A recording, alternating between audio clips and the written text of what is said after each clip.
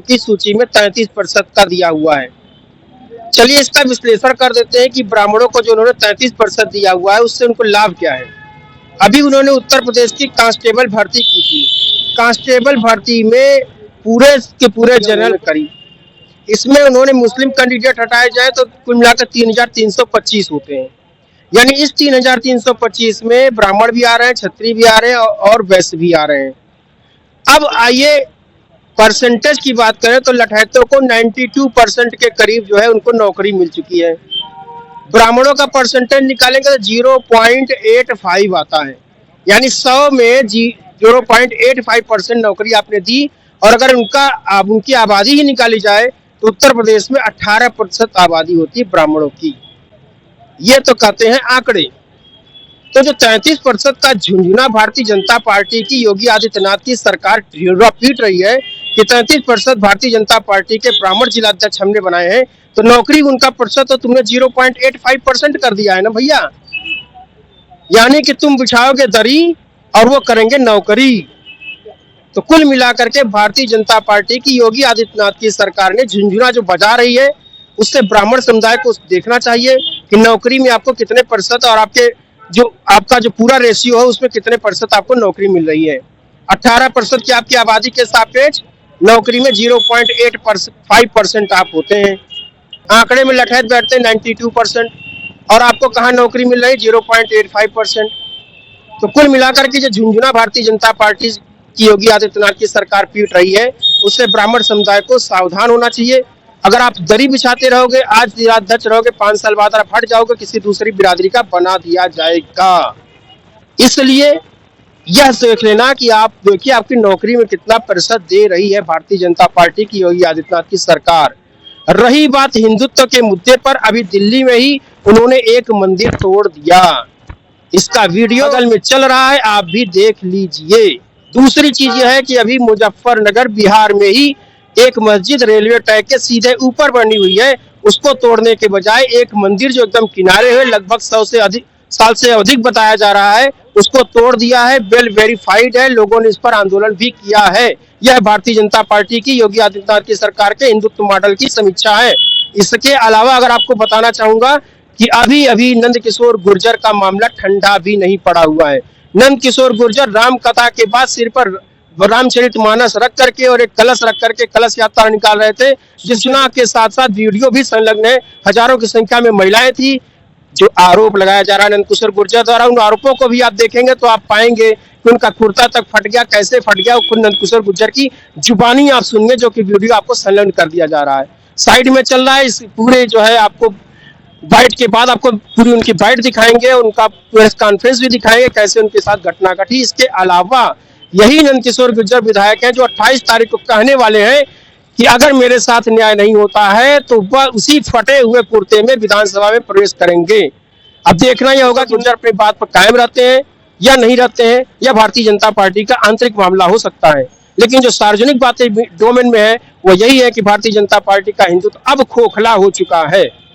इस हिंदुत्व के मुद्दा बागडोर पर जो भारतीय जनता पार्टी की सरकार कह रही कि आपको इतना दे दिया, इतना दे दिया, आप प्रत्यक्ष देखिए, आंकड़े पर देखिए, आपको 0.85% नौकरी मिल रही है आपकी 18% आबादी के बाद। 33% का झुंझुना आप ज्यादा दिन तक बचा नहीं पाएंगे। और हिंदुत्व के बारे में यति नरसिम्हा सरस्वती जी का भी बयान है, जो कि अभी आप जो है मेरे इस उद्बोधन के बाद जरूर सुनिएगा। साइड में उनका भी मैंने फोटो लगा दिया है, अभी जो बयान उन्होंने दिया योगी आदित्यनाथ सरकार के लिए, जरूर सुनिएगा। कुल मिलाकर के अपनी समीक्षा करिए कि आपको झुंझुना बजाना है, दरी बिछानी है, या कि फिर आपको अपनी नौकरी देखनी है। आपका प्रतिशत 18% के बाद आप 0.85% रह जाते हैं। लेकिन इतना ध्यान रखिएगा कि उत्तर प्रदेश की विधानसभा सीट में 230 सीटें ऐसी हैं जिसमें कि ब्राह्मण समुदाय प्रभावी है। जिधर आप जाएंगे सरकार उधर बनेगी। इस बात को रखते हुए आप निगोशिएट कर सकते हैं। सारी राजनीति मुबारक। एक बात आपसे कहना चाहता हूं, ये जो आपके टाइम में ये नकली जो संबल वंबल करवा रहे हो ना, ये बहुत दिन तक नहीं चलते नकली मुद्दे। असली मुद्दे यही चलेंगे कि धर्म को आपने कितना बल धरती पर दिया है, आपने धर्म को कितना बल धरती पर दिया है। वरना इतिहास का कूड़ेदान किसी को क्षमा नहीं करता। एक समय पूरा हिंदू समाज गांधी का दीवाना था, लेकिन आज कोई भी हिंदू गांधी के मुंह पर थूकने को तैयार नहीं है। ये मैंने अपने जीवन में मैंने बहुत सारे मुख्यमंत्री देखे हैं। मैंने कल्याण सिंह देखे, मैंने राजनाथ सिंह देखे, मैंने मुलायम सिंह यादव देखे, बहन मायावती देखी, अखिलेश यादव देखे, आपको भी देख रहा हूं। ये किसी मुख्यमंत्री के समय में नहीं हो सकता था। इन पुलिस वालों की कभी हिम्मत नहीं हो सकती थी कि सत्ताधारी विधायक के साथ इस तरह उसकी कथा में जाकर, और वो जलूस नहीं था। आपका जो एसीपी है जिसने वीडियो बनाकर प्रेस कॉन्फ्रेंस की, उसे हरामजादे को पता नहीं, ये जलूस नहीं था। ये महिलाओं की कलश यात्रा निकल रही थी लोनी जैसे कस्बे में। ये जो आपने पुलिस अधिकारी हमारी छाती पर छोड़ रखे हैं ना, आज ये हमें पीट रहे हैं। ऐसा हमेशा नहीं रहेगा कि आप मुख्यमंत्री रहेंगे। कल यही अधिकारी आपका क्या करने वाले हैं सोच लेना। और उस दिन किसी की सहानुभूति नहीं होगी योगी आदित्यनाथ के साथ।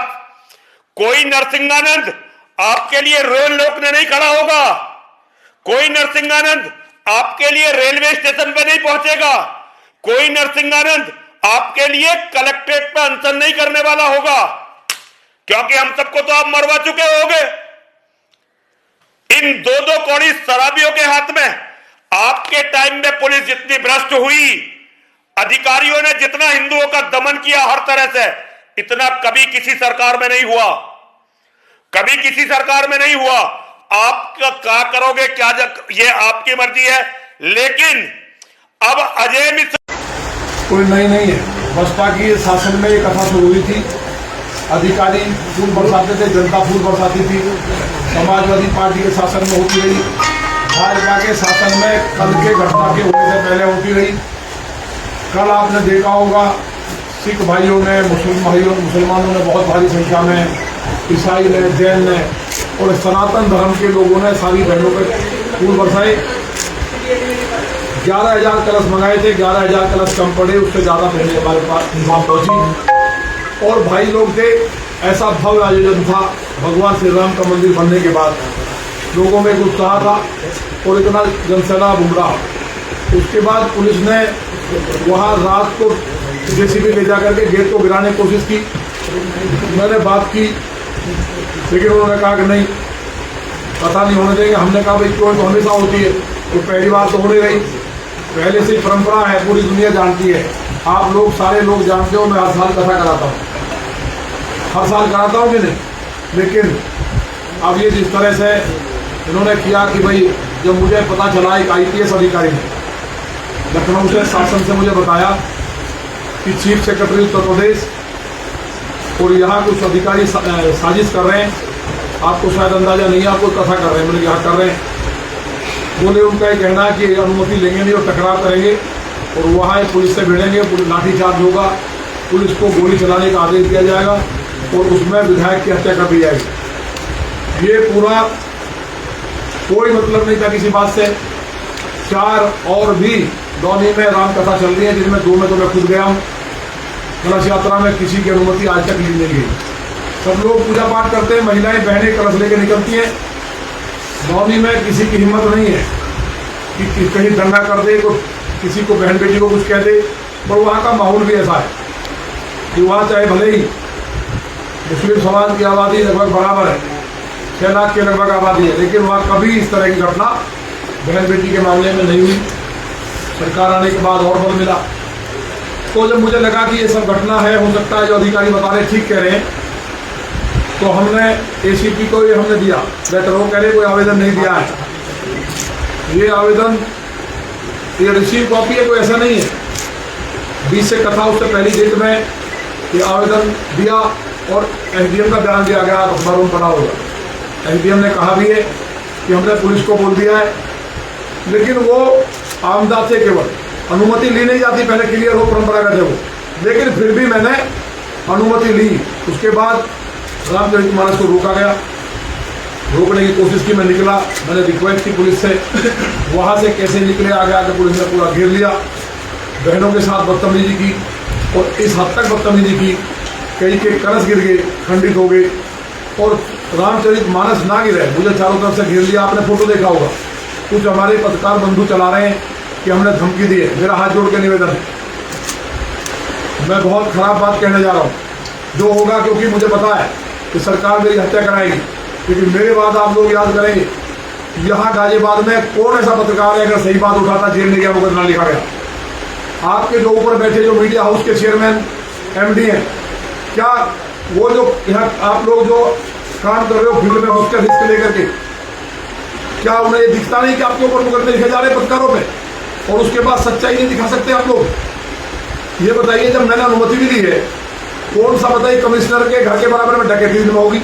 3 व्यापारियों को गोली मार दी, पेट्रोल पंप पे 10 लाख लूट लिए, रोज मर्डर डकैती, सारा शहर जाम है, सब्जी बेचने वालों पर लाठीचार्ज कर रहे हैं, पुलिस वाले रिश्वत लेकर के जब हमने वीडियो वायरल कर दिए तो 3-3 दरोगा रिश्वत लेते हुए पकड़े जा रहे हैं। जो फूड इंस्पेक्टर मांस की दुकान खोल रहा था मंदिर के बराबर में पैसे लेकर के, उसके वीडियो पैसे लेके वायरल हुए, मैंने उसका विरोध किया तो मेरे ऊपर मुकदमा लिख दिया गया, मेरे पिताजी से बदतमीजी हुई। 300 विधायक, मैं उन सबका अभिनंदन करना चाहता हूँ, मेरे साथ आए। मुख्यमंत्री जी ने कहा कि नहीं, कार्रवाई होगी अधिकारी पे, आपका मुकदमा समाप्त किया जाएगा। आज तक मुझे मुकदमा लिख रखा है वो अधिकारी आज भी पोस्टिंग पे। अभी मेरा केवल दोष इतना है, ये जो घटना है, जो चीफ सेक्रेटरी मुझे मरवाना चाहते थे, क्योंकि कमिश्नर से हमारा झंझट नहीं है। ये गरीब को, व्यापारी को अफीम, चरस, ड्रग्स, अवैध हथियारों का अड्डा बुरी तरह जो गाजियाबाद बना है, लोग यहाँ से पलायन कर रहे हैं। मैं उसका विरोध करता हूँ। गरीब की सब्जी बेचने वालों पे लाठी चल रही है, तो मैंने कहा कि जिनको मैंने प्रधानमंत्री जी ने स्वनिधि योजना के तहत लोन दिया, ऋण दिया,